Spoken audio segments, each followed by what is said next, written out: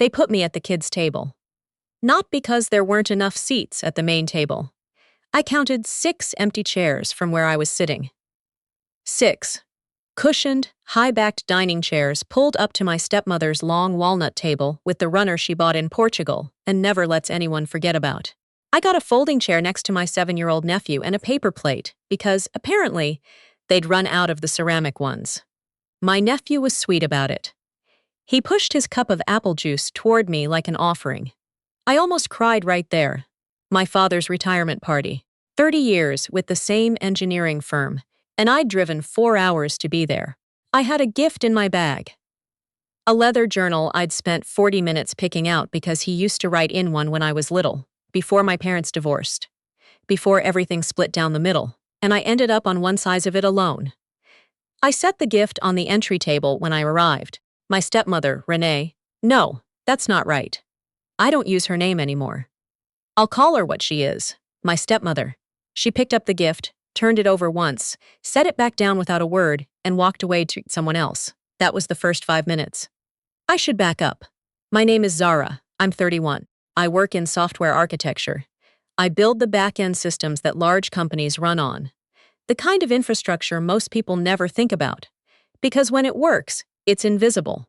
I've been doing it since I was 26. First as a contractor, then as a co-founder of a small firm, with 2 partners I met during grad school. My father doesn't entirely understand what I do. He's tried. He'll nod when I explain it, and then ask if I work for a tech company. And I'll say, yes, close enough. And we'll move on. I've never minded that. He's proud of me in the way parents are proud when they don't fully understand what they're proud of, which is its own kind of love. My stepmother minds, though. Or rather, she minds what she can't show off. My stepsister, her daughter from her first marriage, is a dental hygienist with a husband who manages a car dealership and 2 kids who are always clean and photographed, that she can explain to people. That fits on a napkin. Me, she just skips over. At family events, she introduces my stepsister's husband by name and then gestures vaguely in my direction and says, "And Zara does something with computers." I stopped correcting her 3 years ago. The party was a Saturday in late October. The house smelled like the catered food my stepmother had ordered. Something with rosemary, roasted, warm. 40 or so people filled the living room and den. Most of them my father's colleagues and their spouses, a few neighbors. My stepsister's family at the center of things as always. I arrived alone. I'd been seeing someone earlier in the year, but it hadn't worked out, and I wasn't about to explain that at a party, so I just came by myself with the journal and a dress I'd bought for the occasion. Dark green, simple, the kind of thing I felt like myself in. My stepmother opened the door, looked at my dress, looked at my face, said, "You made it," and turned back inside. "Not glad you're here. Not your father will be so happy. Just, you made it." Like my arrival was a logistical confirmation. I found my father in the kitchen talking to 2 men I didn't recognize. He hugged me long and hard and said, "Hey, bug," which is what he called me when I was small, and something in my chest loosened a little. He looked good. Older than I'd expected.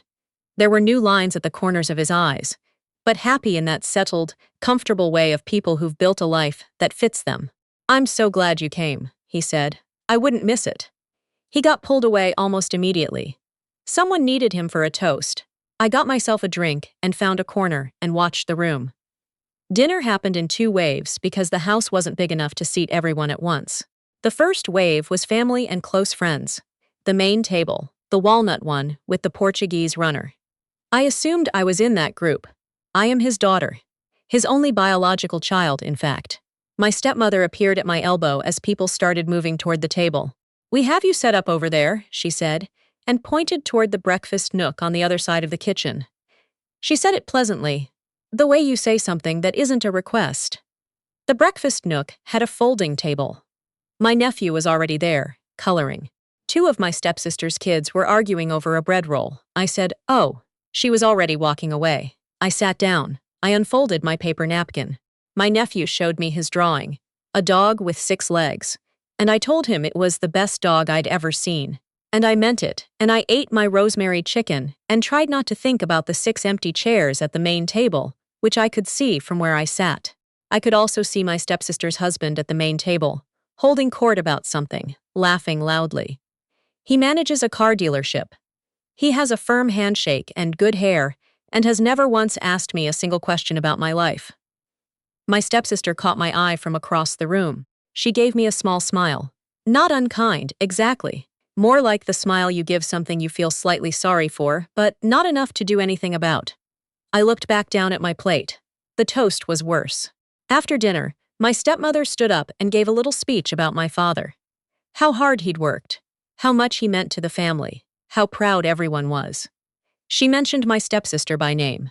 She mentioned my stepsister's husband by name. She mentioned the grandchildren by name, one by one. She did not mention me. My father was looking at her while she spoke, smiling that comfortable, settled smile. He didn't notice. Or if he did, he didn't show it. I've spent a long time trying to figure out which of those is true, and I still don't know. I was standing near the back of the room. No one could see my face clearly. I kept it still. When the toast was over and people were clapping, my stepsister came and stood next to me. Nice speech, I said. She worked on it for weeks, my stepsister said, in a tone that was meant to be a compliment. I nodded. I took a sip of my drink. Then my stepsister said, looking around the room rather than at me, Dad mentioned you're still doing the freelance thing. I'm not freelancing, I said. I have a company. Right. She nodded, still not looking at me. Is it doing okay? Like, financially? There it was.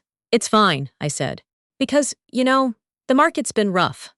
Wade's brother tried to do something similar, like a startup or whatever, and she made a small gesture with her hand. It just didn't really work out. For a lot of people. I'm aware of market conditions, I said. She laughed a little, like I'd said something slightly too formal for the conversation. I just mean it must be stressful, especially doing it alone. I have 2 partners. Right. Another nod. Well, if you ever need to, stabilize or whatever, I'm sure Dad would. I'm fine, I said. She smiled, patted my arm once, and drifted back toward her husband. I stood there for a moment. The room was loud and warm and full of people who all seemed to know where they belonged in it. I did not feel like I knew where I belonged in it. I went and found my coat. I didn't leave. I thought about it, hand on the coat in the closet, and then I hung it back up and went and got another drink and found a chair in the corner of the den and sat in it until I felt steady again. This is the part I want to explain, because I've had people, friends mostly, ask me later why I didn't say something, why I didn't push back, why I just sat in the kids' area and didn't make a scene. The honest answer is that I've tried making scenes before. Not at this family, at others. Smaller things, smaller situations. And what I've learned is that a scene only works when the other person is capable of feeling shame about what they've done. Some people aren't. My stepmother isn't. She'd have smiled and said she didn't know what I was upset about. And my father would have been uncomfortable, and the party would have gone on, and I'd have been the difficult one. So I sat in the den. I watched my nephew run in circles until his mother caught him and made him stop. I watched my father shake hands and accept compliments, and be genuinely happy on a day that was genuinely good for him, and I thought, this is the situation. This is the family. It's been this way for 20 years. The question is what you do with that. 2 weeks later, I got an email from my father. Not about the party. He didn't bring up the party directly. He asked if we could have lunch, just the 2 of us, when he was in the city for a conference in November. I said yes. We went to a diner near his hotel, a place with good coffee, and a menu printed on laminated cardstock. He ordered eggs. I ordered the same, because that's what we always used to get on Saturday mornings when I was small. And we'd walk to the diner, near our apartment, and he'd let me put hot sauce on everything, because my mother wasn't there to stop me. He told me about his plans for retirement. He wanted to travel. He'd always wanted to go to Portugal. Not for the runner, I assumed, but because he'd never been anywhere in Europe and it seemed like a good place to start. He asked about my work, and I told him, and he listened more carefully than usual, asked 1 or 2 questions that surprised me with their specificity. Then he said, "Your stepmother felt bad, I think, about the seating situation." I looked at my coffee. Did she say that? A pause. Not in those words. Then how? He was quiet for a moment. I noticed, Zara. I want you to know I noticed. That was the thing he said that I've thought about most since then. Not an apology, exactly. but an acknowledgement. From a man who usually let things pass unremarked. It was significant. I said, "Okay." He said, "You're doing well? Really?" I looked up at him then. 31 years old, sitting across from my father in a diner, and I had a decision to make about how honest to be, about how much of the real answer to give him, and how much to fold up and put away. "Actually," I said, "I want to tell you something." He waited. So I told him. 3 months earlier, in July, my company had closed a licensing deal with a regional hospital network, 17 facilities across 4 states. We'd built a patient data integration system over the course of 2 years. The kind of system that lets different hospital software platforms talk to each other so that a patient's records aren't lost when they transfer between facilities. It sounds technical because it is technical. But the practical effect is that nurses and doctors spend less time hunting for information and more time doing their actual jobs. The deal was the kind that doesn't make headlines because it's not a consumer product, not something you'd see an ad for. But the licensing revenue, recurring, annually renewable, was enough that I'd spent part of the summer meeting with a financial advisor about what to do with it. She'd helped me set up a structure. Investments, reinvestment in the firm, and a portion allocated towards something I'd been thinking about for a while. My father listened to all of this without interrupting. He'd put down his fork. When I finished, he said, "You never told me any of this." "I know. Why?" I thought about the Portuguese runner, about the paper plate, about she does something with computers. I didn't think it would change anything, I said. And then, more honestly, and I wanted to know it for myself first, before it became something other people talked about. He was quiet for a long moment. "Your mother would." He started and then stopped. He doesn't bring up my mother often. They've been divorced for 25 years, and it's still a careful subject between us. "I know," I said. He reached across and put his hand over mine for a second, the way fathers do, and then picked his fork back up. "Tell me about the other thing," he said. "The portion you set aside." I'd started a microgrant fund. It wasn't dramatic in the way that I thought it might be when I first imagined it. No press release, no naming ceremony. I'd worked with a lawyer and a fiscal sponsor, an established nonprofit that handles the administrative side of things. And we'd quietly opened applications in September. The fund was for women in technical fields, specifically those in the gap years, between finishing a degree or boot camp and landing their first significant client or position. The years when you're technically qualified but can't prove it yet. When every opportunity requires experience you can't get without an opportunity. I'd been in that gap. I'd had 2 partners who believed in me enough to share the risk, which most people don't have. The fund was for the ones who didn't have that. First round, 8 recipients. Grants between $3,000 and $8,000 each, no strings, no equity, no repayment. I hadn't told anyone in my family because I didn't want to explain it to people who would either minimize it or make it about themselves. I'd told my partners. I'd told 2 friends. And now I was telling my father over eggs in a diner because he'd said I noticed, and that had mattered enough to open the door. He asked good questions. How did people apply? What were the criteria? Was it sustainable? Would I do a second round? Yes, I told him. We were already reviewing applications for the second round. He nodded slowly, picked up his coffee. "You built something real," he said. That was it. That was the whole sentence. But from my father, a man who measures things carefully and doesn't say more than he means, it landed exactly the way it was supposed to. I thought about my stepsister on the drive home. Not with anger, or at least not the kind of anger that burns. More the flat, clear-eyed kind. The kind that doesn't need to go anywhere, doesn't require a confrontation or a reveal or a moment where someone's face falls and they finally understand what they underestimated. She'd asked if my freelancing was okay financially. She'd patted my arm and said, "If you ever need to stabilize." She'd said it pleasantly, like a person who believes they're being kind when they're actually drawing a boundary. "This is where you belong. That's where I belong. And the distance between us is appropriate given the circumstances." The circumstances being that she had a husband who could be easily explained, and I was someone who did something with computers. I thought about what I could have said. I've played it out in my head, the movie version, where I turn and smile and produce the contract from my bag and watch her expression shift. But that's not what happened. What happened was a diner, and eggs, and my father saying I noticed, and me deciding that was enough. It is enough.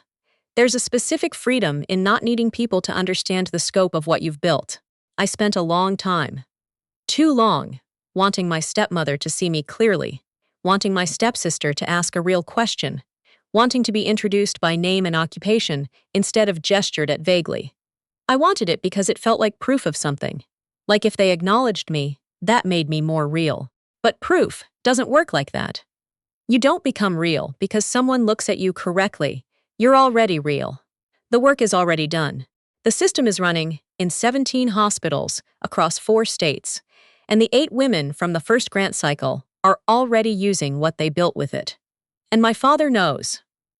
And I know, and the number on the bank statement doesn't change based on whether my stepmother remembers to introduce me. I did go back for Christmas. I know how that sounds. But my father asked genuinely, and he is 70 years old and retired and trying to plan a trip to Portugal, and I am his daughter, and some calculations are simpler than they look. My stepmother was the same, polite in the particular way of people who've decided you don't warrant warmth, but also don't warrant conflict. She showed me the new curtains in the dining room. I said they were nice. They were, objectively, nice curtains. My stepsister asked about my job. I said it was going well. Oh, good, she said. Wade's been saying the tech market is picking back up. I said. That was the whole conversation. At dinner, I sat at the main table. Because it was a smaller gathering and there was room, and because my father had arranged it, placed the little folded card with my name on it himself before anyone else arrived. He showed me when I got there quietly. Just the 2 of us in the dining room, before the others came in. He'd written Zara in his blocky engineer's handwriting. It's a small thing. I know it's a small thing, but I've kept the card. It's in a drawer in my apartment next to some other things I keep. A photo of my parents before the divorce. A birthday card from my best friend that made me laugh so hard I cried. The first invoice I ever sent to a paying client. The things that make you know you're real. Applications for the 3rd round of the grant fund opened in February. I was reviewing submissions on a Tuesday night, laptop open on my kitchen table, takeout going cold beside me.